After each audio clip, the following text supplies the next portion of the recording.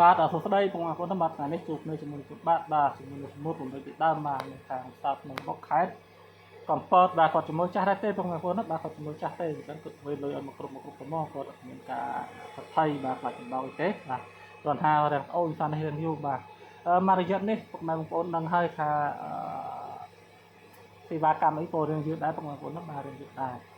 បច្ចេកពីក្រុមហ៊ុនយឺតមែនតើដែរណាបងប្អូនបាទមកដល់ក្រុមហ៊ុន3 4ថ្ងៃបានជិះបានដោយសារមិនដឹងជាយ៉ាងម៉េចគាត់ងាយអាប់ដេតឲ្យយើងថាលុយឲ្យបាទសេវាអត់ពីចិនមកឥឡូវឃើញថាមកដល់ហើយបាទមកដល់ហើយខ្ញុំពេលថ្ងៃបានដល់មកដល់គឺពុកសាក់មែនតើបងប្អូនបាទដល់តម្លៃវ៉ាន់នេះគាត់តែគូសំណាបងប្អូនណាបាទគាត់តែគូសំហើយយ៉ាងទៀតបងប្អូនគាត់ប្រញាប់រកពេលគាត់ប្រញាប់រកអញ្ចឹងគាត់បឋមយើងណាបងប្អូនណាបាទគាត់បឋមយើងហើយយើងតែគាត់បឋមយើងចាប់ដើមមកឆែកវិញវ៉ាមើលវ៉ាន់ដល់ណាដល់ណីហើយបាទជាពិសេសគឺខំចាត់ត្រង់ថៃវ៉ាន់ម្ដងពេញហើយហ្នឹងយើងអត់បានចេញវ៉ាន់បាទយើងអត់ចេញវ៉ាន់ចឹងហើយខំចាត់មែនតើបងប្អូនណាបាទឥឡូវគឺថាអីវ៉ាន់មកដល់ដៃរួចរាល់ហើយបងប្អូនហើយវ៉ាន់នេះគាត់កំឡុងគឺក្រោយចូលខាងចិនទេបងប្អូនណាក្រោយចូលខាងចិនអញ្ចឹងរយៈពេលដឹកពីចិនដល់ខ្មែរអត់យូរទេប៉ុន្តែយូរ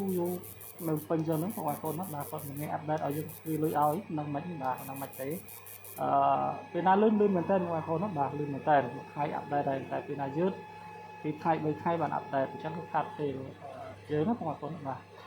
ในตอนนี้គឺមានតែប៉ុណ្ណេះទេបាទអរគុណជម្រាបលាហើយប្រាប់បងប្អូនមានចំណាប់អារម្មណ៍ចូលប្រាប់តាមមន្ទិលក្នុងប្រទេសក៏ដូចជាមន្ទិលក្រៅប្រទេសអាចទៅមកសម្បត្តិបានបាទ